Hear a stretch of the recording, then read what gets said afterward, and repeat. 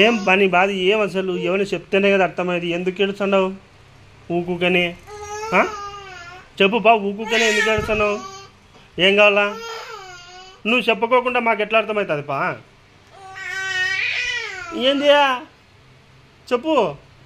Answer my question your honour. చెప్పండి your honour.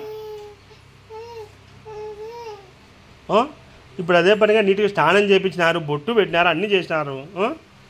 ఎందుకు ఏడుస్తావు నాకు అర్థం కాదు. ఇంక నీకేం కావాలా? పాలు తాపిస్తే తాగవు, పండుకోమంటే పండుకోవు, ఆడుకోమంటే ఆడుకోవు.